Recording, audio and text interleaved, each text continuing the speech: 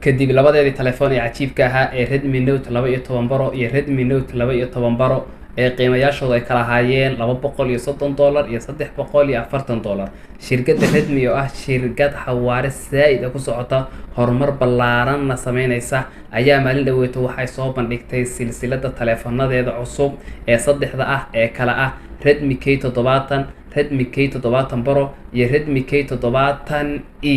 labada telefoon ee hore ayaa iyagu aad isugu dhow, laakiin kan u dambeeya ee ah Redmi K70e iyo isagoo ka duwan maadaama coverkiisa ay Redmi kusoo sameysay markaan plastic. saddexdan telefoon mid walba haddii aan sifooyinkiisa kor istaagno aan ka bilowno Redmi K70. shaashadiisa waa nooca loo yaqaan OLED-ka, ballaceeda waa 6.6 inch. Redmi K70 gadaal wuxuu ku leeyahay 3 kaamiro iyo hal flash.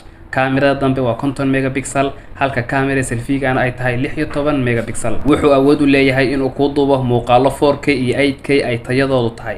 RAM-kiisa waa Redmi K70 laba nooc ayuu ku yimaadaa, waana RAM 12 iyo RAM 16GB, halka maskaxdiisuna ay ku timaado saddex nooc oo kala ah 256GB, 512GB iyo 1TB.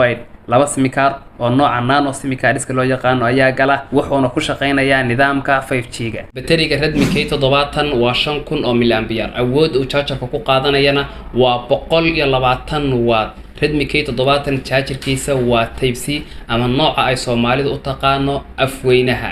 telefoonkan Redmi K70 ayaa wuxuu ku yimaadaa 5 kalar oo kala ah madowga, buluuga, cagaarka, silfarka iyo midabka loo yaqaano purple-ka. telefoonkan Redmi K70 qiimihiisu waa $350. kaasi wuxuu ahaa Redmi K70. haddii aan u nimaano sifooyinka Redmi K70 Pro, inta badan labadan telefoon way isku dhow yihiin oo Redmi K70 Pro isna shaashadiisa waa nooca OLED-ka loo yaqaano, cabirkeeduna waa 6.6 inch, halka FPS-kiisa ama frame per second-kiisa uu yahay 120 Hz. maskaxda telefoonkan Redmi K70 Pro afar nooc ayay ku timaadaa, halka kii hore ee Redmi K70 ay saddex nooc ahayd, waana 128GB, 256GB, 512GB iyo 1TB. RAM-kiisa wuxuu ku yimid waa Redmi K70 Pro 12GB iyo RAM 16GB iyo RAM 24GB. Redmi K70 Pro sida Redmi K70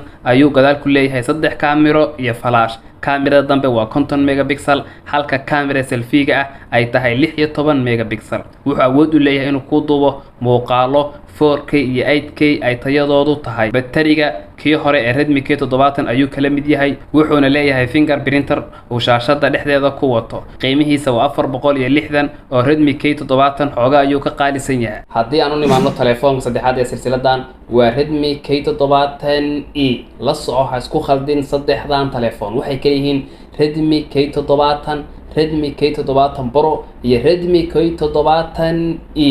Redmi K70e waxay aad isugu dhow yihiin Redmi K70 Pro markii laga reebo in Redmi K70e-gan ay kaamiradiisa dambe ay tahay 64 megapixel halka labadii hore ay ahaayeen 50 megapixel. sidoo kale labadii hore wuu ka bateri weyn yahay oo iyagu waxay ahaayeen 5000 mAh, isaguna waa 5500 mAh. telefoonkan waxa uu ku yimaadaa saddex kalar oo kala ah midabka madowga, cadaanka iyo midabka loo yaqaano mentiga. saddexdan telefoon waxay ku shaqeynayaan nidaamkii ugu dambeeyay ee Android-ka ee Android 14 iyo sidoo kale nidaamkii ugu dambeeyay ee shirkadda Xiaomi ay soo saartay ee Hyper iOS. lana soco shirkadda Redmi waxa iska leh shirkadda Xiaomi. su'aal yar oo kooban, adigu weligaa ma gadatay mid ka mid ah telefoonada ay soo saarto shirkadda Redmi?